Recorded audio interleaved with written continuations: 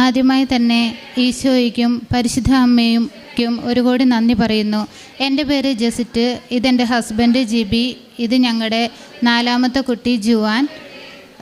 ഹസ്ബൻഡാണ് ഉടമ്പടി എടുത്തത്. ഞങ്ങളിത് 7ാമത്തെ പുതുക്കലാണ്. നിലമ്പൂർ ചോക്കാട് ഇടവകയിൽ നിന്നാണ് ഞങ്ങൾ വരുന്നത്. ഞങ്ങളിത് 3ാമത്തെ സാക്ഷ്യം പറയുന്നതാണ്. ഇതിലെ ആദ്യത്തെ സാക്ഷ്യം എന്ന് പറഞ്ഞത്, ഈ കുഞ്ഞുണ്ടാകുന്നതിന് മുമ്പ് ഞങ്ങൾക്ക് വേറൊരു കുഞ്ഞുണ്ടായിരുന്നു. അതിന് ഡൗൺ സിൻഡ്രോം, ഹാർട്ടിന് ഹോളുണ്ട് എന്നൊക്കെ പറഞ്ഞ് ഡോക്ടർമാർ അബോർഷൻ ചെയ്യാൻ നിർദ്ദേശിച്ചു. ഞങ്ങൾ പറഞ്ഞു കുറച്ച് വെയിറ്റ് ചെയ്യാം, കുറച്ച് കഴിഞ്ഞിട്ട് നോക്കട്ടെ എന്ന് പറഞ്ഞു. ഇവിടെ വന്ന് ഞങ്ങൾ പ്രാർത്ഥിച്ചു, അച്ഛനെ കണ്ടിരുന്നു, ബ്ലെസ്സിങ്സും മേടിച്ചിരുന്നു. തിരികെ ഞങ്ങൾ ഹോസ്പിറ്റലിൽ ചെന്നപ്പോഴും അവരിത് തന്നെയാണ് പറഞ്ഞത്. ഞങ്ങൾ ഒരുപാട് ദേഷ്യപ്പെട്ട് പറഞ്ഞു, ഇത് അബോർഷൻ ചെയ്യണം, നിങ്ങൾക്ക് ബുദ്ധിമുട്ടാണ് ഭാവിയിൽ എന്ന് പറഞ്ഞു. ഇനിയും ഉണ്ടാകുന്ന കുഞ്ഞുങ്ങളായാൽ തന്നെ ഇങ്ങനെയൊരു ഇത് കാണിക്കും എന്ന് പറയുകയും ചെയ്തു. അതിനുശേഷം ഞങ്ങൾക്ക് ബ്ലഡ് ടെസ്റ്റ് ചെയ്യാൻ തന്നിരുന്നു. അതിന് നല്ലൊരു സംഖ്യ വരുന്നതായിരുന്നു. അപ്പോൾ ഞങ്ങൾ അതിനുവേണ്ടി ഒരുപാട് പ്രാർത്ഥിച്ചിരുന്നു. ഞങ്ങൾക്ക് കിട്ടുവാണെങ്കിൽ നല്ലൊരു കുഞ്ഞിനെ തന്നാൽ മതി, ഇല്ലെങ്കിൽ ദൈവം തന്നെ അതിനെ തിരിച്ചെടുത്താൽ മതി. അതുപോലെ പ്രശ്നങ്ങളുണ്ടായിരുന്നു ആ കുഞ്ഞിന്. അപ്പം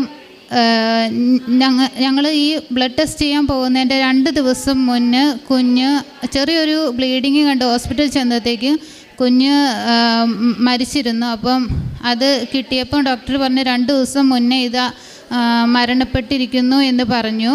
പക്ഷേ അതിനുശേഷം ഞങ്ങൾക്ക് വളരെയധികം സങ്കടമായിരുന്നു ആ കുഞ്ഞ് പോയത്. ഞങ്ങളുടെ 4ാമത്തെ കുട്ടിയായിരുന്നു അത്. അതിനുശേഷം 2 മാസത്തിന് ശേഷം അന്ന് ഡെലിവറി നിർത്തിയേക്കാമെന്ന് കരുതിയിരുന്നപ്പോഴാണ് എനിക്ക് പെട്ടെന്ന് എൻ്റെ പെടലിക്കൊരു വേദനയും നെഞ്ചിനകത്തേക്കൊരു വേദനയും വന്നത്. അത് നേര് കെട്ടിയതായിരുന്നു. അതുകൊണ്ട് ഞങ്ങളത് ഡെലിവറി നിർത്തുന്നത് നീട്ടിവെക്കുകയും, പക്ഷേ ആ 2ാമത്തെ മാസം ഇവിടെ വന്ന് പോയതിന് ശേഷം പ്രഗ്നൻസി ടെസ്റ്റ് ചെയ്തപ്പം അത് കുഞ്ഞുണ്ടെന്ന് കാണിക്കുകയും, ഞങ്ങൾ ആ കുഞ്ഞ് സ്കാൻ ചെയ്യുന്നതോടും വരെ ഞങ്ങൾക്ക് ഭയങ്കര ടെൻഷനായിരുന്നു. നല്ലോണം പ്രാർത്ഥിക്കുമായിരുന്നു, പ്രേക്ഷിത പ്രവർത്തനം നടത്തുമായിരുന്നു, ഉടമ്പടി വസ്തുക്കൾ ഉപയോഗിക്കുമായിരുന്നു, വചനം എഴുതി പ്രാർത്ഥിക്കുമായിരുന്നു. എന്തായാലും സ്കാൻ ചെയ്തപ്പോൾ കൊച്ചിന് കുഴപ്പമൊന്നുമില്ലാന്ന് കാണുകയും ആ ഡെലിവറി ഈ 5ാമതുണ്ടാകുന്ന കുഞ്ഞിനെ ഞങ്ങൾ മുമ്പോട്ട് പോവുകയും 35ാമത്തെ ആഴ്ച എനിക്ക് കുറേ പ്രശ്നങ്ങളൊക്കെ ഉള്ളത് കാരണം വേദനയും കൂടുതലായത് കാരണം 35ാമത്തെ ആഴ്ച സിസേറിയനിലൂടെ പുറത്തെടുക്കുകയും ചെയ്തു. അങ്ങനെ ഞങ്ങൾക്കൊരു ഇപ്പം നിലവിൽ ഞങ്ങൾക്ക് 3 ആണും 1 പെൺകുഞ്ഞുമാണ് ഉള്ളത്. അത് തന്നതിന് പരിശുദ്ധ അമ്മയ്ക്കും ഈശോയ്ക്കും ഒരുപാട് നന്ദി. പിന്നെ 2ാമത്തെ സാക്ഷ്യം എന്ന് പറഞ്ഞാൽ, ഞങ്ങൾ ആദ്യം തൊട്ട് ഉടമ്പടിയിൽ വെച്ചൊരു കാര്യമാണ് ചേട്ടായിക്ക് വിദേശത്ത് പോകുന്ന കാര്യത്തെക്കുറിച്ച്. എന്തൊക്കെ ചെയ്തിട്ടും വിദേശത്തേക്ക് പോകാൻ നടക്കുന്നില്ലായിരുന്നു. 2023 ന്യൂസിലാൻഡിന് പോകാൻ ഒരു ശ്രമം നടത്തിയിരുന്നു. അത് പോയി മലേഷ്യയിലെത്തിയപ്പോൾ എന്തോ കാരണം കൊണ്ട് അത് തിരിച്ചയക്കുകയും ചേട്ടായി 3ാമത്തെ ദിവസം തിരിച്ച് വീട്ടിലേക്ക് എത്തുകയും ചെയ്തു. ഒരുപാട് പൈസ ഞങ്ങൾക്കന്ന് നഷ്ടമായി, ഒരുപാട് ബാധ്യതയിലേക്ക് ഞങ്ങൾ പോയി. അതിനുശേഷം പണിയൊന്നും വളരെയധികം കുറവായിരുന്നു. അതിനുശേഷം ഇപ്പം വീണ്ടും 2ാമതൊരു പേപ്പർ വരികയും ഇവിടെ വരികയും ഉടമ്പടി പുതുക്കിക്കൊണ്ടേ ഇരുന്നത് 7ാമത്തെ പുതുക്കലാണ്. ഒത്തിരി പ്രാർത്ഥിക്കുകയും ചെയ്തിരുന്നു. അതിൻ്റെ ഫലമായി ഇപ്പം ഒരു വിദേശത്തേക്ക് സൗദി അറേബ്യയിലേക്ക് പോകാൻ വേണ്ടിയിട്ട് ടിക്കറ്റും വിസയും വന്നു. അതുകൊണ്ടാണ് ഞങ്ങളിവിടെ മാതാവിനെ കാണിക്കാൻ വേണ്ടി വന്നതാണ്. തിങ്കളാഴ്ച 6-ാം തീയതി വൈകുന്നേരം പോവുകയാണ്. ഈ ഒരു ജോലി തന്ന് അനുഗ്രഹിച്ചതിന് അമ്മയ്ക്കും ഈശോയ്ക്കും ഒരുപാട് നന്ദി. 3ാമതായിട്ട് ഏപ്രിൽ 14-ാം തീയതി ഞങ്ങളുടെ മൂത്ത കുട്ടീൻ്റെ ആദ്യ കുർബാനയായിരുന്നു. സാമ്പത്തിക ബുദ്ധിമുട്ട് കാരണം ഞങ്ങൾ ഈ പ്രാവശ്യം നടത്തുന്നില്ല എന്ന് കരുതിയതാണ്. എന്തായാലും ഇതുവരെയും കിട്ടാതിരുന്ന ചേട്ടായിക്ക് പെട്ടെന്നൊരു വർക്ക് തിരുവനന്തപുരത്ത് കിട്ടി. അതിൻ്റെ ഫലമായി അത്യാവശ്യം പൈസ ഞങ്ങളുടെ കയ്യിൽ കിട്ടുകയും വളരെ വിശുദ്ധിയോടും സന്തോഷത്തോടും കൂടിയിട്ട് കുഞ്ഞിൻ്റെ ആദ്യ കുർബാന നടത്തുകയും ചെയ്തു. ഞങ്ങൾ പ്രേക്ഷിത പ്രവർത്തനമായിട്ട് ഞങ്ങളുടെ അവിടുത്തെ ഒരു ശാന്തി സദനുണ്ട്. ഞാനൊരു ടൈലറാണ്, ഷോപ്പ് ഇട്ടിട്ടുണ്ട്. അവിടത്തേക്കുള്ള ഡ്രസ്സ് കാര്യങ്ങളെല്ലാം കട്ട് ചെയ്ത് സ്റ്റിച്ച് ചെയ്ത് കൊടുക്കും. 60 പേരുണ്ട്. ഞാൻ തന്നെയാണ് അതെല്ലാം ചെയ്തു കൊടുക്കുന്നത്. പിന്നെ വയസ്സായവരെ ഇടയ്ക്കിടയ്ക്ക് കാണാൻ പോവുകയും രോഗികളായി കിടക്കുന്നവർക്ക് ഞങ്ങളെക്കൊണ്ട് കഴിയുന്ന വിധത്തിൽ ഞങ്ങൾ സഹായം ചെയ്യുകയും ചെയ്യാറുണ്ട്. പിന്നെ പാലിയേറ്റീവിൽ പോയിട്ടുണ്ട്. അവിടെ പോകുമ്പം രോഗികളുടെ വീടുകളിൽ പോകും. അന്നേരമാണ് അറിയുന്നത് അവർക്ക് സാമ്പത്തികമായ സഹായത്തേക്കാൾ കൂടുതൽ നമ്മളിരുന്ന് സംസാരിക്കുന്നതാണ് അവർക്ക് ഏറ്റവും കൂടുതൽ ഇഷ്ടം എന്ന് അന്നേരമാണ് എനിക്ക് തിരിച്ചറിവുണ്ടായത്. അത് എനിക്ക് പലരോടും പങ്കുവയ്ക്കുവാൻ കഴിഞ്ഞു. പിന്നെ ഉടമ്പടി വസ്തുക്കൾ ഉപയോഗിക്കാറുണ്ട്. എന്തെങ്കിലും ബുദ്ധിമുട്ടുകൾ വരുമ്പോൾ ഞങ്ങൾ തൈലം, ഉപ്പ്, തേൻ എന്നിവയെല്ലാം മക്കൾക്കും ഞങ്ങൾക്കൊക്കെ ഉപയോഗിക്കാറുണ്ട്. ഞങ്ങൾ തൈലം കുരിശ് വരച്ചിട്ട് ഞങ്ങൾ എവിടെ ഇറങ്ങി പോകാറുള്ളൂ. പിന്നെ കടയിൽ പോയാൽ എനിക്കൊരു ടൈലർ ഷോപ്പാന്ന് പറഞ്ഞല്ലോ, അവിടെ എന്നാലും പച്ചത്തിരി നീലത്തിരിയും കത്തിച്ച് പ്രാർത്ഥന ചൊല്ലിയതിന് ശേഷം എന്ത് പ്രവർത്തനവും തുടങ്ങാറുള്ളൂ. പിന്നെ പാലിയേറ്റീവിൻ്റെ ഒരു ബോക്സ് വെച്ചിട്ടുണ്ട്. ഈ ഉടമ്പടി എടുത്തതിന് ശേഷമാണ് ഞങ്ങൾക്ക് അങ്ങനെ ഒരു ബോധ്യം ഉണ്ടായത്. ഞങ്ങളതിൽ ഞങ്ങൾക്ക് കിട്ടുന്നതിന് ഒരു തുക അതിൽ ഇടാറുണ്ട്. മറ്റുള്ളവരെ കൊണ്ട് ഇടിയിപ്പിക്കാറില്ല. ഞങ്ങൾ തന്നെയാണ് അതിൽ ആ ബോക്സിൽ ഇടാറ്. അങ്ങനെ ഞങ്ങളെ കൊണ്ട് കഴിയുന്ന രീതിയിലെല്ലാം പ്രേക്ഷിത പ്രവർത്തനങ്ങൾ ചെയ്തു പോരുന്നു. പത്രങ്ങൾ വിതരണം ചെയ്യാറുണ്ട്. പള്ളിയിലായിരുന്നു ആദ്യമൊക്കെ കൊടുത്തുകൊണ്ടിരുന്നത്. പിന്നെ അത് നിർത്തി. ഇപ്പം ഞങ്ങളുടെ അവിടെയുള്ള അക്രൈസ്തവർക്കും വേണ്ടപ്പെട്ടവർക്കും മാത്രമേ പത്രപ്രവർത്തനം നടത്താറുള്ളൂ. ആവശ്യപ്പെടുന്നവർക്ക് ചേട്ടായി ഇവിടെ പ്രേക്ഷിത പ്രവർത്തനമായിട്ട് ആൾക്കാരെ കൊണ്ടുവരുന്നുണ്ട്. മിക്ക മാസങ്ങളിലും ചേട്ടായി കൊണ്ടുവരുന്നുണ്ട്. അതിൻ്റെ കൂടെ പുതുക്കാൻ വരുമ്പോഴും കൊണ്ടുവരുന്നുണ്ട്. അങ്ങനെ ഞങ്ങളുടെ ജീവിതത്തിൽ തന്ന എല്ലാ അനുഗ്രഹങ്ങൾക്കും കൃപകൾക്കും 1000 നന്ദി പറഞ്ഞുകൊണ്ട് ഈ സാക്ഷ്യം നിർത്തുന്നു. അദ്ദേഹം തന്നെ പറഞ്ഞൊരു സെൻറ്റൻസ് ഇതാണ്. അതായത് ഞങ്ങളുടെ ഒരു കുഞ്ഞിൻ്റെ ഒരു പ്രതിസന്ധി, ഇപ്പോൾ കുഞ്ഞിൻ്റെയാണ് ഏറ്റവും പ്രധാനപ്പെട്ട സാക്ഷ്യം. 4ാമത് ഒരു കുഞ്ഞിനെ ലഭിക്കുവാനായിട്ട് ദൈവം ഇടവരുത്തിയതിന് നന്ദി പറയാനായിട്ട് ഇന്ന് കുടുംബം ഇവിടെ വന്നതും. അപ്പോൾ കുഞ്ഞുങ്ങളെയൊക്കെ കൃപയോടും അനുഗ്രഹത്തോടും സ്വീകരിക്കുവാനുള്ളൊരു ദൈവികമായിട്ടൊരു മനസ്സ് ഈ കുടുംബത്തിനുണ്ട്. അതൊന്നാമത്തെ ഒരു പ്രധാനപ്പെട്ട കാര്യം. അപ്പോൾ ഏറെ പ്രത്യേകിച്ച് ദൈവം നൽകി കുഞ്ഞിനെ ഇവിടെ വന്ന് സാക്ഷ്യപ്പെടുത്തുവാനായിട്ട് ഇന്നിവിടുത്തെ അവങ്ങുണ്ടെന്ന കോംപ്ലിക്കേഷനുകളെല്ലാം മാറ്റി കുഞ്ഞിനെ ദൈവം നൽകിയെന്നുള്ളതാണ്. അപ്പോൾ ഇതിൽ പറയുന്നൊരു സെൻറ്റൻസ്, ഞങ്ങൾ ഈ ഒരു സാഹചര്യത്തിൽ കൂടുതൽ പ്രാർത്ഥിക്കുവാനും കൂടുതൽ പ്രേക്ഷിത കാരുണ്യ പ്രവർത്തനങ്ങളും ചെയ്യുവാനും ഞങ്ങൾ ശ്രമിച്ചു എന്നുള്ളതാണ്. അപ്പം ഈ ഒരു ഉടമ്പടിയിലെ വന്നവരുടെ മനോഭാവത്തിലുണ്ടാകുന്ന ഈ പ്രാർത്ഥനയുടെ മാറ്റത്തെയാണ് ദൈവം ആശീർവദിച്ചത്. നമുക്കൊരു ബുദ്ധിമുട്ടുണ്ടാകുമ്പോൾ നമ്മൾ പ്രാർത്ഥിക്കണം എന്നതിനോടൊപ്പം തന്നെ നമ്മുടെ ജീവിതം മറ്റുള്ളവർക്ക് ഉപകാരപ്പെടുന്ന രീതിയിൽ നമ്മൾ ഇറങ്ങി പ്രവർത്തിക്കണമെന്നുള്ളൊരു ബോധ്യം ഉടമ്പടിയിലൂടെ ദൈവം ഉറക്കെ പ്രഖ്യാപിക്കാനായിരിക്കണം ഒരു പക്ഷേ ഒരുപാട് സാക്ഷ്യങ്ങൾ ദൈവം ഇതിനു വേണ്ടി നമുക്ക് നൽകുന്നതെന്ന് ചിലപ്പോൾ തോന്നിപ്പോകും. കാരണം ദൈവം ആഗ്രഹിക്കുന്ന ഒരു ക്രിസ്തു അനുയായി ജീവിക്കേണ്ട ഒരു ജീവിതം പ്രാർത്ഥനയും പ്രവൃത്തിയും കൂടെയുള്ള ജീവിതമാണെന്ന് യാക്കോബ് സ്ലിഹയിലൂടെ കർത്താവ് പറയുന്നുണ്ട്. പ്രവൃത്തി കൂടാതെയുള്ള പ്രാർത്ഥന നിർജീവമാണെന്നും കർത്താവെ എന്ന് വിളിക്കുന്ന എൻ്റെ ഹിതം അപ്പം ആ ഒരു ബോധ്യമുണ്ട്. അത് വ്യക്തമായിട്ട് ഇപ്പോൾ സാക്ഷ്യങ്ങൾ അവസാനം പരിശോധിക്കുമ്പം അവിടെ ആതുരാലയ സേവനങ്ങൾ അവിടെ പോയിട്ട് അവർക്ക് നഖം വെട്ടിക്കൊടുക്കുക, അവിടെ ആവശ്യങ്ങൾ. അപ്പം ദൈവം തന്നെ പറയണം അതല്ല, അത് മാത്രം ഇതും കൂടെ ചെയ്യണം. അപ്പോൾ അവരതിന് വ്യക്തമായിട്ടുള്ളൊരു പ്രേക്ഷിത പ്രവർത്തനത്തിനൊരു പ്ലാൻ ഇട്ട് അങ്ങനെ ഒരു അതർ സെൻറ്റേർഡ് ആധ്യാത്മികത പരിശുദ്ധ അമ്മ ഇതിലൂടെ ഉടമ്പടിയിലൂടെ ഒരു ജീവിത മാതൃക കാണിച്ച് നമുക്ക് നൽകുന്നുണ്ട്. അപ്പം നിങ്ങൾ സാക്ഷ്യങ്ങൾ കേൾക്കുമ്പോൾ കുഞ്ഞിനെ ലഭിച്ചു എന്ന സാക്ഷ്യം കേൾക്കുന്നതിനോടൊപ്പം അവർ ഇതിനുവേണ്ടി ചെയ്യുന്ന കുറച്ച് എക്സ്ട്രാ എഫേർട്ടുണ്ട്, കുറേ സമയം കണ്ടെത്തലുണ്ട്, കുറേ യാത്രകളുണ്ട്.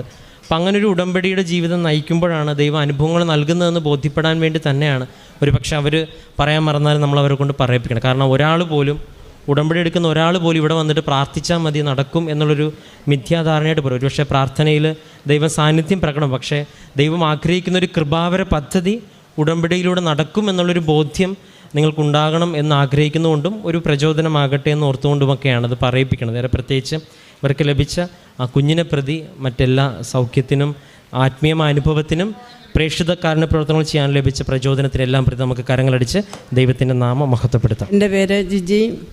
ഞാൻ കോഴിക്കോട് ജില്ലയിൽ നിന്ന് വരുന്നു. ഞാൻ മൈരള്ളാമ്പാറ സെൻറ്റ് തോമസ് ചർച്ച് ഇടവക അംഗമാണ്. ഞാൻ 3 സാക്ഷ്യങ്ങൾ ഇവിടെ ഉടമ്പടി നിയോഗത്തിൽ വെച്ചിരുന്നു. 3 സാക്ഷ്യങ്ങൾ വെച്ചതിൽ 2 സാക്ഷ്യങ്ങളാണ് ഞാൻ ഉടമ്പടി നിയോഗത്തിൽ വെച്ചിരുന്നത്. ഒരു കാര്യം, എൻ്റെ മകൻ പെട്ടെന്ന് രോഗം വന്നു, സൗഖ്യം ലഭിച്ച കാര്യമാണ്. അങ്ങനെ 3 കാര്യങ്ങളാണ് ഞാൻ പറയുന്നത്. ഒന്നാമത്തത് എൻ്റെ മകനാണിത്. എൻ്റെ മകന് 33 വയസ്സ് പ്രായമായി. അവനൊരു വിവാഹം 5 വർഷമായി ഞങ്ങൾ വിവാഹം ആലോചിക്കുന്നു. പലവിധ കാരണങ്ങളാൽ അത് തടസ്സപ്പെടുന്നു. ഇപ്പം ഈ വിവാഹം, ഇതെൻ്റെ മകളാണ്. ഈ ഏപ്രിൽ മാസം 27-ാം തീയതി, അതായത് കഴിഞ്ഞ ശനിയാഴ്ച എൻ്റെ മകൻ്റെ വിവാഹമായിരുന്നു. അപ്പം വിവാഹം കഴിഞ്ഞ ഉടനെ ഞാൻ എൻ്റെ മകളെ ഇവിടെ കൊണ്ടുവരാമെന്ന് ഞാൻ മാതാവിനോട് പറഞ്ഞിരുന്നു. അങ്ങനെ ഞാൻ ഇന്ന് എൻ്റെ മകളെ ഈ അടുത്ത ദിവസം തന്നെ ഇവിടെ കൊണ്ടുവന്നു. യാതൊരു തടസ്സങ്ങളും ഇല്ലാതെ, അതായത് ഞങ്ങളെ മനസ്സിലാക്കി ഞങ്ങൾക്ക് വേണ്ടി തിരഞ്ഞു വന്ന ഒരു മകളാണ്. ഞങ്ങൾ അങ്ങോട്ട് പോയി തിരഞ്ഞതല്ല, ഞങ്ങളെ തിരഞ്ഞു വന്ന ഒരു കുടുംബമാണ്. അത് ഞങ്ങൾ മാതാവേ നിനക്ക് ഇഷ്ടമാണെങ്കിൽ ഞങ്ങൾക്ക് നൽകണം എന്ന് പറഞ്ഞ് ഞങ്ങൾ പ്രാർത്ഥിച്ചിരുന്നു. അത് മാതാവിൻ്റെ ഇഷ്ടത്തിൽ ഞങ്ങൾക്ക് നൽകി. എത്രയോ പേര് ഞങ്ങളോട് ചോദിച്ചു, നിങ്ങളുടെ ഈ കല്യാണത്തിൻ്റെ ആരാണ് ഇടക്കാരൻ? അപ്പം ഞാൻ പറഞ്ഞു കൃപാസനത്തിലെ മാതാവാണ് എന്ന് ഞാൻ പറഞ്ഞു. പിന്നെ രണ്ടാമത്തെ സാക്ഷ്യം, എനിക്കൊരു മകൻ ആർമി ജോലി ചെയ്യുന്നുണ്ട്. അവൻ ഇവൻ്റെ കല്യാണത്തിന് വേണ്ടി വന്നതായിരുന്നു. അവൻ വരുന്ന വഴിക്ക് 4 ദിവസം അവൻ ട്രെയിനിൽ യാത്ര ചെയ്തിട്ടാണ് നമ്മുടെ നാട്ടിലെത്തുന്നത്. അപ്പം അവിടെ എത്തുമ്പം ഭയങ്കര മഞ്ഞുകട്ട, ഇവിടെ വരുമ്പം ഭയങ്കര വെയിൽ. അപ്പോൾ ഈ കാലാവസ്ഥയുടെ വ്യതിയാനം മൂലം അവന് ചിലപ്പോഴൊക്കെ ജലദോഷം വരാറുണ്ട്. അവനൊരു പാരസെറ്റമോൾ ഇന്ന് വരെയും കഴിച്ചിട്ടില്ലാത്തൊരു മകനാണ്. അപ്പോൾ അവനിങ്ങനെ വന്നപ്പം അവർ 3-4 ദിവസം അവന് പനിയും ഛർദി. അപ്പോൾ 3-4 ദിവസം അവനെ പല ആശുപത്രികളിൽ കൊണ്ടുപോയി. എന്നിട്ട് അവനൊരു കുറവുമില്ല. പിന്നെ ഞങ്ങൾ എന്താ രോഗം എന്ന് കണ്ടുപിടിച്ചിട്ടില്ല. പിന്നെ നോക്കി ഞങ്ങൾ വേറൊരു ഡോക്ടറെ കാണിച്ചപ്പം ഡോക്ടർ പറഞ്ഞു ടൈഫോയിഡും മൂത്രത്തിൽ പഴുപ്പും. അങ്ങനെ അവൻ അവശനായി കഴിഞ്ഞപ്പോൾ ഞങ്ങൾക്കിനി എന്ത് ചെയ്യണമെന്ന് അറിയത്തില്ല. ഞങ്ങൾ 5ാമത്തെ ആശുപത്രി കൊണ്ടുപോയി. അപ്പം ഞാൻ പറഞ്ഞു ഒരു കാര്യം ചെയ്യാം, നമുക്ക് മാതാവിൻ്റെ വിശുദ്ധ തൈലവും ഉപ്പൊക്കെ ഉണ്ടല്ലോ നമ്മുടെ കയ്യിൽ. അപ്പം ഇവനും ഉടമ്പടി എടുത്തിട്ടുണ്ട്, ഞാനും ഉടമ്പടി എടുത്തിട്ടുണ്ട്. ഇത്രയും വയറ് കുറയുന്നില്ല എന്ത് ചെയ്തിട്ടും. അപ്പം ഞാൻ പറഞ്ഞു നമുക്ക് ആശുപത്രിയിൽ പോയി ഞാൻ ഈ ഉപ്പും തൈലവും പിന്നെ എൻ്റെ മാതാവിൻ്റെ കാശുരൂപവും കൊണ്ടുപോയി ഞാൻ അവൻ്റെ നെറ്റിയിലും പിന്നെ വയറിലും എല്ലാം കുരിശ് വരച്ചു, വിശ്വാസ പ്രമാണം ചൊല്ലി. എൻ്റെ കാശുരൂപം അവൻ്റെ വയറെ വെച്ചു, ഇവനും ഞാനും കൂടി കൈവച്ചു. ഞങ്ങൾ പ്രാർത്ഥന ചൊല്ലി, പ്രത്യക്ഷീകരണ പ്രാർത്ഥന ചൊല്ലി. പിന്നെ അവന് തുള്ളി വെള്ളം കൊടുക്കാൻ പറഞ്ഞു. അപ്പം ഞങ്ങൾ ഉപ്പ് കലക്കി, വിശുദ്ധ വസ്തുവായ ഉപ്പ് കലക്കി വെള്ളം കൊടുത്തു. അതിന് ശേഷം ഞങ്ങൾ തുള്ളി തേൻ കൊടുത്തു. ഞാൻ മാതാവിനോട് പറഞ്ഞു, മാതാവേ ഡോക്ടർമാർ പറയുന്നതിന് ഓപ്പറേഷൻ ഇല്ലാതെ ഒന്നും ചെയ്യാൻ പറ്റിയല്ല. സ്കാൻ ചെയ്തു, എക്സ്റേ എടുത്തു, രക്തം പരിശോധിച്ചു, എല്ലാ ടെസ്റ്റുകളും ചെയ്തു. രോഗം എന്താണെന്നറിയില്ല. പിന്നെയാണ് മിംസ് ഹോസ്പിറ്റൽ ഇവിടെ കോഴിക്കോട് കൊണ്ടുപോയി. അപ്പം വൻകുടലിനകത്ത് ചെറുകുടൽ കയറിപ്പോയി, ആകെ പ്രശ്നമായി. 15 ദിവസം ഭക്ഷണം ഒന്നും കഴിക്കില്ല, മൂക്കിൽ കൂടി ട്യൂബ് വയറ്റിലേക്ക് ഇട്ടേക്കുവാണ്. അപ്പോൾ ചുണ്ട് നനയ്ക്കുന്നത് പഞ്ഞി ആ വെള്ളത്തിൽ മുക്കി ചുണ്ട് നനയ്ക്കും, വെള്ളം ഇറങ്ങിപ്പോകാൻ പാടില്ല. അങ്ങനെ കിടന്നപ്പം ഞങ്ങൾ വിചാരിച്ചു ഈശോയെ കൈവിട്ട് പോയല്ലോ, എൻ്റെ ഒരു മകൻ എൻ്റെ ഈശോയുടെ അടുത്തേക്ക് പോയിട്ടുണ്ട്. അപ്പം ഞാൻ വിചാരിച്ചു കർത്താവേ ഇതും അങ്ങനെ ആകുമോ. അപ്പം ഞാൻ ഈശോയോട് ഇങ്ങനെ പരിശുദ്ധ അമ്മയോട് പറഞ്ഞു, ഞാൻ നിനക്ക് വേണ്ടി എൻ്റെ വീട്ടിൽ വെറുതെ ഇരിക്കാറില്ല. ഞാൻ പല ശുശ്രൂഷകൾ, അനാഥ മന്ദിരങ്ങൾ, അതുപോലെ പാവപ്പെട്ടവർക്ക് വേണ്ടി എന്ത് ചെയ്യാൻ എൻ്റെ ശരീരം കൊണ്ട് എന്ത് ചെയ്യാൻ കഴിയുമോ അതെല്ലാം ഈശോയ്ക്ക് വേണ്ടി ഞാൻ ചെയ്യാറുണ്ട്. മധ്യസ്ഥ പ്രാർത്ഥന ബുധനാഴ്ച എനിക്ക് ഉപവാസമാണ്, വെള്ളിയാഴ്ച എനിക്ക് ഉപവാസമാണ്. അപ്പം ഞാൻ ഈശോയുടെ മുമ്പിൽ പോയിരിക്കും 1:30 വരെ. ഈശോയുടെ മുമ്പിലിരുന്ന് ഞാൻ മറ്റുള്ളവർക്ക് വേണ്ടി പ്രാർത്ഥിക്കും. അപ്പം ഞാൻ ഈശോയോട് ഇങ്ങനെ പറഞ്ഞു, എൻ്റെ ഈശോ ഇവരെൻ്റെ ആശുപത്രിയിലാണ്. അപ്പം ഞാൻ പറഞ്ഞു, എൻ്റെ ഈശോയെ ഞാൻ നിൻ്റെ അടുത്ത് വന്നിരിക്കുകയാണ്. ഞാൻ ഈ വിവിധങ്ങളായ ശുശ്രൂഷകൾ നിനക്ക് വേണ്ടി ചെയ്തിട്ടുണ്ട്. ഇതിനേതെങ്കിലും ഒന്ന് നിനക്ക് പ്രീതികരമാണെങ്കിൽ എൻ്റെ മകൻ്റെ ജീവൻ എനിക്ക് തരണം എന്ന് പറഞ്ഞാൽ ഉറക്ക കരഞ്ഞ് ഈശോയും ഞാനും മാത്രമേ അവിടെ ഉള്ളൂ പള്ളിയിൽ. ഞാൻ ഉറക്ക കരഞ്ഞ്, എൻ്റെ 2 ചേച്ചിമാർ എൻ്റെ കൂടെയുണ്ട്. ഞാൻ പറഞ്ഞു എൻ്റെ മോൻ ഒന്നും പേടിക്കണ്ട, എൻ്റെ മോൻ ജീവനോടെ തിരിച്ചു വന്നാൽ ഒരു വിശുദ്ധ കുമ്പസാരം നടത്തണം, അവന് 3 ദിവസത്തെ വിശുദ്ധ ബലി പങ്കെടുക്കണം. എന്താണെന്ന് ചോദിച്ചാൽ അവൻ ആസാമിലാണുള്ളത്, അവിടെ പള്ളിയോ അങ്ങനെയുള്ള കാര്യങ്ങളൊന്നുമില്ല, പട്ടാള ജീവിതമാണ്, അതിനൊന്നും അവർക്ക് പോകാൻ കഴിയില്ല. അപ്പോൾ എൻ്റെ മോൻ ഇത് നമ്മുടെ നാട്ടിൽ വരുമ്പോൾ അവനങ്ങനെയൊക്കെ ചെയ്യുന്നതാണ്. അപ്പോൾ അവന് മിണ്ടാൻ പറ്റാത്ത അവസ്ഥയായിപ്പോയി. അങ്ങനെ എൻ്റെ മകനെ മരണത്തിൽ നിന്നും എൻ്റെ ഈശോ പരിശുദ്ധ അമ്മ എന്നെ രക്ഷിച്ചു, എൻ്റെ മകനെ രക്ഷിച്ചു. ഞാൻ അമ്മയ്ക്ക് 1000 നന്ദി പറയുവാണ്. ഇന്നവൻ ജീവനോടെയുണ്ട്. കല്യാണമെല്ലാം മംഗളമായി നടന്നു. അവൻ വന്നു, ഭക്ഷണമൊന്നും കഴിച്ചില്ല, എന്നാലും അവൻ വന്ന് എല്ലാത്തിനും പങ്കെടുത്തു. പിന്നെ അവൻ്റെ ഭാര്യ 7 വർഷമായി, അവൾ നേഴ്സാണ്. അപ്പോൾ ഞങ്ങൾ കല്യാണം കഴിക്കുമ്പം തന്നെ അവൾ നേഴ്സാണ്. അപ്പോൾ എൻ്റെ മോളെ ജോലിക്ക് പോകാൻ പറ്റിയില്ല, 7 വർഷമായിട്ട് പോകാൻ പറ്റുന്നില്ലായിരുന്നു. മോനുണ്ട്, അവനെ നോക്കിയിരിക്കുമായിരുന്നു, അതുകൊണ്ട് പോകാൻ പറ്റിയില്ല. പിന്നെ ജോലിക്ക് പോകാനുള്ള സമയം പ്രായം കഴിയാൻ തുടങ്ങി. അപ്പോൾ ഇനി എവിടെയും ജോലി ലഭിക്കില്ലെന്നുള്ളൊരു ഇത് വന്നപ്പോൾ മോള് പറഞ്ഞു, അമ്മച്ചി അങ്ങനെ ഞാനിപ്പോൾ ജോലിക്ക് 2 സ്ഥലത്ത് അപേക്ഷ കൊടുത്തിട്ടുണ്ട്, ആരും വിളിച്ചില്ല എന്ന് പറഞ്ഞു. ഞാൻ പറഞ്ഞു, മോളെ എൻ്റെ മോൻ ഒന്നും പേടിക്കണ്ട, അമ്മച്ചി കൃപാസനത്തിൽ പോകുമ്പോൾ ഉടമ്പടിയിൽ അമ്മച്ചി സാക്ഷ്യം പറയാം. എൻ്റെ മോൾക്ക് ഏത് ഹോസ്പിറ്റലിലാണ് ജോലി ലഭിക്കാൻ എൻ്റെ മോൾ ആഗ്രഹിക്കുന്നതെന്ന് ചോദിച്ചു. അപ്പം ഓമശ്ശേരിയിലും KMCTയിലും കൊടുത്തിട്ടുണ്ടെന്ന് പറഞ്ഞു. അപ്പോൾ KMCTയിലായിരുന്നു മോൾ ആദ്യം ജോലി ചെയ്തിരുന്നത്. അപ്പം ഞാൻ പറഞ്ഞു, മോൾക്ക് അവിടെ തന്നെ കിട്ടണമെന്നാണോ ആഗ്രഹിക്കുന്നത്? അപ്പോൾ അവൾ പറഞ്ഞു അതെ. എന്താണെന്ന് ചോദിച്ചാൽ അവൾക്ക് അവിടെയാണ് പരിചയം കൂടുതൽ, ഡോക്ടർമാരെയും നേഴ്സുമാരെയും ഒക്കെ അന്ന്. അപ്പം ഞാൻ പറഞ്ഞു, മോൾക്ക് അവിടെ തന്നെ കിട്ടും, അമ്മച്ചി പ്രാർത്ഥിക്കാമെന്ന് പറഞ്ഞു. ഞാൻ അവിടെ തലയെ കൈവച്ച് പ്രാർത്ഥിച്ചു. ഈ വിശുദ്ധ തൈലമൊക്കെ തേക്കാനും ഉപ്പും ഒക്കെ കൊടുത്തു. എന്നിട്ട് ഞാൻ പ്രാർത്ഥിച്ചു. ഇവിടെ നിയോഗം വെച്ച് ഞാൻ പ്രാർത്ഥിക്കാമെന്ന് പറഞ്ഞു, അമ്മയോട് സാക്ഷ്യം പറയാമെന്ന് പറഞ്ഞു. എൻ്റെ മകൾക്ക് ജോലി കിട്ടി. ഒക്ടോബർ മാസം 9-ാം തീയതി എൻ്റെ മോള് അവിടെ തന്നെ ജോലിക്ക് പോകുന്നുണ്ട്, സന്തോഷമായിട്ട് പോകുന്നു. എല്ലാ കാര്യങ്ങളിലും ഇടപെട്ട പരിശുദ്ധ അമ്മയ്ക്കും എൻ്റെ ഈശോയ്ക്കും 1000 നന്ദി പറയുന്നു. ഇന്ന് ഞാൻ ഉടമ്പടി ജീവിക്കുന്നു. പത്രമെല്ലാം ഞാൻ കൊണ്ടുപോയി മെഡിക്കൽ കോളേജിൽ ആ ഭാഗത്ത് എല്ലാവർക്കും, ആണിനും പെണ്ണിനും ഹിന്ദുവിനും മുസ്ലിമാനും എല്ലാവർക്കും ഞാൻ കൊടുക്കും. ആരും എന്നോട് ഇന്ന് വരെ തിരസ്കരിച്ച് പറഞ്ഞിട്ടില്ല. പറഞ്ഞാലും ഞാൻ സന്തോഷത്തോടെ ആ പേപ്പർ അവരോട് വാങ്ങും. എൻ്റെ അമ്മയോട് ഞാൻ പറയും, സാരമില്ലമ്മേ, ഞാൻ വേറെ ആർക്കെങ്കിലും കൊടുത്തോളാം എന്ന് പറയും. അങ്ങനെ ഞാൻ എല്ലാ കാര്യങ്ങളും ചെയ്യും. അനാഥ മന്ദിരങ്ങളിൽ പോകും, അവരെ കുളിപ്പിക്കും, അവരുടെ ഡ്രസ്സുകൾ ഇടിയിക്കും, അവിടെ അടിക്കും, തുടയ്ക്കും, എല്ലാം ഞാൻ ചെയ്യും. എനിക്കൊന്നും ചെയ്യുന്നതിന് ഒരു തടസ്സമില്ല. ഇപ്പോൾ പ്രത്യേകമായിട്ടും ഞാൻ വേറെ ഒരു വ്യക്തിയായി മാറി. ഞാൻ അധികം ആരോടും അങ്ങനെ സംസാരിക്കാറില്ല. ആദ്യമൊക്കെ ഞാൻ എല്ലാം ഇങ്ങനെ സംസാരിക്കുമായിരുന്നു. അപ്പം ഞാൻ അധികം സംസാരിക്കാറില്ല. എൻ്റെ ഈശോയും ഞാനും മാത്രം. ബൈബിൾ വായിക്കും, എല്ലാ കാര്യങ്ങളും കൃത്യമായി ചെയ്യുന്നു.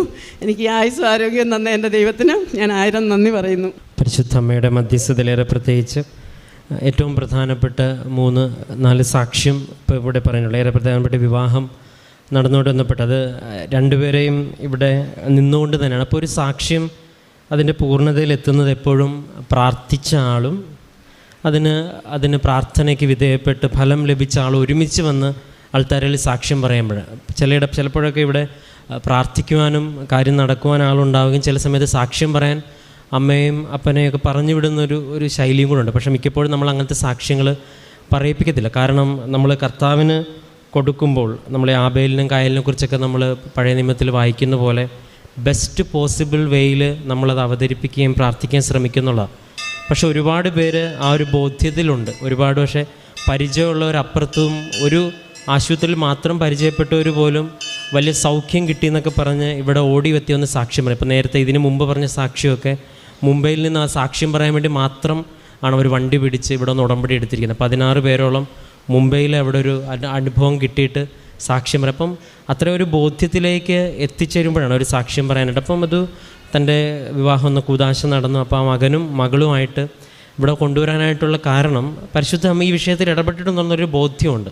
അതാണിപ്പം ഇദ്ദേഹം പറഞ്ഞതുപോലെ ആരാണ് ബ്രോക്കർ എന്ന് ചോദിച്ചപ്പോൾ അത് മാതാവാണ് ഇതിൻ്റെ കല്യാണത്തിൻ്റെ ബ്രോക്കർ എന്ന് പറയുന്നത്. അപ്പം മാതാവ് എല്ലാ രീതിയിലും നിങ്ങൾ സാക്ഷ്യങ്ങൾ പരിശോധിക്കുമ്പോൾ നിങ്ങൾക്ക് മനസ്സിലാവും മാതാവ് എല്ലാ റോളിലും ഓരോരുത്തരുടെ ലൈഫിൽ കടന്നു വരുന്നുണ്ട്. രണ്ടാമത്തേത് ഏറ്റവും ക്രിട്ടിക്കലായിട്ട് സാഹചര്യത്തിലായിരുന്ന മകൻ്റെ ജീവിതത്തിലും ഉടമ്പടി വസ്തുക്കൾ ഉപയോഗിച്ച് പ്രാർത്ഥിച്ചപ്പോൾ വലിയ സൗഖ്യം കിട്ടിയെന്നുള്ളതാണ്. അപ്പോൾ എന്തുകൊണ്ടാണ് ഈ അമ്മ തന്നെ പറയാനുണ്ട് അദ്ദേഹത്തിൻ്റെ തലയിൽ ഞാൻ കൈവച്ച് പ്രാർത്ഥിച്ചു എന്നുള്ളത്. കർത്താവ് ശിഷ്യന്മാരെ അയക്കുമ്പോൾ ശിഷ്യന്മാരോട് പറയണതാണ്, നിങ്ങൾ രോഗികളുടെ മേൽ കൈവച്ച് പ്രാർത്ഥിക്കും, നിങ്ങളത് സൗഖ്യപ്പെടുത്തുമെന്ന്. ഉടമ്പടിയിലുള്ളവർ ആണ് കൈവച്ച് പ്രാർത്ഥിക്കുക. ഇതൊരു ക്രിസ്തീയ പശ്ചാത്തലത്തിലുള്ള പ്രാർത്ഥനയായതുകൊണ്ട് കൈവച്ച് പ്രാർത്ഥിക്കുന്നതും അല്ലെങ്കിൽ സ്തുതിച്ച് പ്രാർത്ഥിക്കുന്നതും ഇതിൻ്റെ ഒരു പ്രാർത്ഥനയുടെ ഭാഗമായിട്ട് തന്നെ അതിൽ ജാതി മതം ഒരു പ്രശ്നവുമല്ല. ഉടമ്പടി എടുത്ത വ്യക്തിക്ക് വിശ്വാസം ഉണ്ടെങ്കിൽ അവർ തൊട്ട് പ്രാർത്ഥിച്ച സൗഖ്യം കിട്ടുന്നുള്ള കാര്യത്തിൽ സംശയം. നമ്മൾ എത്ര പേരാണ് ഇവിടെ വന്ന് അത് മാത്രമായിട്ട് സാക്ഷ്യം പറയാം. നമ്മൾ പോലും കേട്ടാൽ ഞെട്ടുന്ന തരത്തിലുള്ള അനുഭവങ്ങൾ. അപ്പോൾ എങ്ങനെയാണ് ഒരു വ്യക്തി കൈതൊടുമ്പോൾ ഒരാൾക്ക് സൗഖ്യം കിട്ടുന്നതെന്ന് പറഞ്ഞാൽ ആ ഉടമ്പടി വസ്തുവിൻ്റെ ബലമല്ലത്. ഉടമ്പടി വസ്തുവിൻ്റെ ബലത്തിനേക്കാൾ ഉപരി ആ വ്യക്തിയുടെ വിശുദ്ധിയാണ്. ഇപ്പോൾ ഈ അമ്മ പറയുന്ന കൂട്ടത്തിൽ പറഞ്ഞിട്ടുണ്ട്, എനിക്ക് കിട്ടുന്ന സമയത്തിൻ്റെ മാക്സിമം എനിക്ക് ലഭിച്ചിരിക്കുന്ന ആരോഗ്യമൊക്കെയും മറ്റുള്ളവരെന്ന് വെച്ചാൽ തിരികെ ഇപ്പോൾ ഇന്ന് ഞാൻ അവിടെ പോയാൽ നാളെ തിരിച്ചിങ്ങോട്ട് വരും എന്നുള്ള ഒരു ലോജിക്കിലല്ല. ഒരുപക്ഷെ അവർ നമ്മൾ ഓർക്കുക പോലും ചെയ്യാത്തവരുടെ ആയിരിക്കും. ചിലപ്പോൾ അവർ ഓർക്കുമായിരിക്കും, പ്രാർത്ഥിക്കരുത്, നന്ദി പറയുമായിരിക്കും, ഇല്ലായിരിക്കും. പക്ഷേ ആ സാഹചര്യത്തിൽ അവരെ പോയി കുളിപ്പിച്ച് ഏറ്റവും സുഖമുള്ള പരിപാടി പൊതിച്ചോറ് കൊടുക്കുന്നത് അത് ഒരുപാട് പേര് ചെയ്യുന്നുണ്ട്. പക്ഷേ ഇങ്ങനെ സുഖമുള്ള പരിപാടിയിലൊന്നും ദൈവാനുഭവം കിട്ടുമെന്നൊന്നും ഒരിക്കലും നമുക്ക് ഉറപ്പ് പറയാൻ പറ്റത്തില്ല. അത് വളരെ നോമിനലായിട്ടുള്ളൊരു വഴി. ഒരു പക്ഷേ നമുക്കതിൻ്റെയൊക്കെ സാഹചര്യം ഇവിടെ വളരെ കുറവാണ്. ഒരു പക്ഷേ ഓരോ സാഹചര്യം അനുസരിച്ച് നമ്മുടെ അതിലെന്ത് വേണമെങ്കിലും ആവാമല്ലോ. ഇപ്പോൾ ഒരു അധ്യാപകർ സാക്ഷ്യം പറയുമ്പം പഠിക്കാൻ പറ്റാത്തൊരു കൊച്ചിനെ എക്സ്ട്രാ ടൈം കണ്ടെത്തി പഠിപ്പിക്കുന്നത് ഒരു കാരുണ്യ പ്രവർത്തനം. അപ്പം നമ്മൾ ഈ ആയിരിക്കുന്ന മേഖലയിൽ അവിടെ ഒരാളെ കുളിപ്പിക്കുന്നതാണെങ്കിലും അവരുടെ ബാത്റൂം കഴിയുന്ന ഇപ്പം എന്ത് തന്നെയാണെങ്കിലും ഇതെല്ലാം ഇങ്ങനെ നമ്മളിങ്ങനെ ദൈവം ഇടപെടും എന്നുള്ള ഇങ്ങനെ പ്രാർത്ഥിച്ച് കൃപയോടെ ഇങ്ങനെ മറ്റുള്ളവർക്ക് വേണ്ടി ഇങ്ങനെ ചെയ്യുമ്പം ഈ മുകളിൽ ഇരിക്കുന്ന ഒരു വ്യക്തി വിശ്വസ്തനായതുകൊണ്ടും പുള്ളി ഇടപെടും എന്നുള്ള ഉറപ്പായ വിശ്വാസം നമ്മളിങ്ങനെ പ്രാർത്ഥിക്കുന്നു, കുർബാന മുടക്കാതിരിക്കുന്നു, വിശുദ്ധിയിൽ ജീവിക്കുന്നു, എപ്പോഴും ദൈവകാര്യങ്ങൾ ചിന്തിക്കുന്നു. അപ്പോൾ ഉറപ്പായിട്ടും ദൈവം നമ്മൾ പ്രാർത്ഥിക്കുന്ന കണക്ക് ഇടപെടണമെന്ന് നമുക്ക് വാശി പിടിക്കാൻ പറ്റത്തില്ല. പക്ഷേ ഈ യാത്രയിൽ എവിടെയെങ്കിലും വെച്ച് ദൈവം നമുക്ക് ബോധ്യപ്പെടും, നീ വിശ്വസിക്കുന്നതും നീ ചെയ്യുന്നതും സത്യമാണെന്ന്. അതാണ് ആ ബോധ്യത്തിലാണ് ഇന്നിവിടെ നിൽക്കുന്നത്. അതുകൊണ്ട് തന്നെയാണ് ആ ബോധ്യം ഈ കുടുംബത്തിന് മാത്രം, ഈ വ്യക്തിക്കെന്നല്ല, അത് ആ മകനും കൂടെ നിൽക്കുന്ന മകൾക്കും ഒരുപക്ഷെ ആ കുടുംബത്തിനെല്ലാം ഉണ്ട്. ആ ഒരു വിശുദ്ധീകരണമാണ് ഉടമ്പടിയിൽ സംഭവിക്കുന്നത്. നമുക്ക് അനുഭവങ്ങൾ ആവശ്യമാണ്. അനുഭവങ്ങൾ ആവശ്യമുണ്ടെന്ന് പ്രാർത്ഥിച്ചാൽ മാത്രം പോരാ എന്നുള്ളതാണ് ഇവിടുത്തെ ആധ്യാത്മികതയുടെ അടിസ്ഥാനം. പ്രാർത്ഥിക്കുകയും ആ പ്രാർത്ഥന കൊണ്ട് കർത്താവിനെ പോലെ പ്രവർത്തിക്കുകയും ചെയ്യുമ്പം കർത്താവ് നമ്മുടെ പോകുന്ന വഴികളിൽ എവിടെയെങ്കിലും വെച്ച് ദൈവം നമ്മളെ സ്പർശിക്കും. അത് ഒരുപക്ഷെ നമ്മൾ പ്രതീക്ഷിക്കുന്നതിനേക്കാൾ അപ്പുറമായിട്ടുള്ളൊരു സ്വപ്നതുല്യമായിട്ടൊരു സ്പർശനമായിരിക്കും. അതിന് ചിലപ്പോൾ നമ്മൾ കാരണം എത്രയോ പേര് ദൈവത്തെങ്കിലേക്ക് അടുക്കുവാനും സൗഖ്യം കിട്ടുവാനും ഒക്കെ ഒരു അനുഭവം കിട്ടുമെന്ന് പറഞ്ഞാൽ എത്ര വലിയ കാര്യമോ. വ്യക്തിപരമായിട്ടുണ്ടാകുന്ന അനുഭവത്തെക്കാളും വലുതാണ് നമ്മൾ പ്രാർത്ഥിച്ച് കൈതൊട്ട് പ്രാർത്ഥിക്കുമ്പോൾ ഒരാൾക്ക് സൗഖ്യം. അങ്ങനെ വലിയ വലിയ കാര്യങ്ങൾ ദൈവം നമ്മളെ കൊണ്ട് ചെയ്യിക്കും. പക്ഷേ അത് പ്രാർത്ഥിച്ച് നമ്മൾ ഇറങ്ങുവാനായിട്ട് ശരിയാവണം, റെഡിയാവണമെന്ന് മാത്രമേ. ഏറെ പ്രത്യേകിച്ച് ഈ അമ്മയ്ക്ക് ലഭിച്ച ആ വിശ്വാസത്തിൻ്റെ ആ ഒരു ബോധ്യത്തിനും അപ്പോൾ ആ കുടുംബത്തിന് ലഭിച്ച എല്ലാ അനുഭവങ്ങളെയും പ്രതി നമുക്ക് കരങ്ങളടിച്ച് ദൈവത്തിൻ്റെ നാമം മഹത്വപ്പെടുത്താം.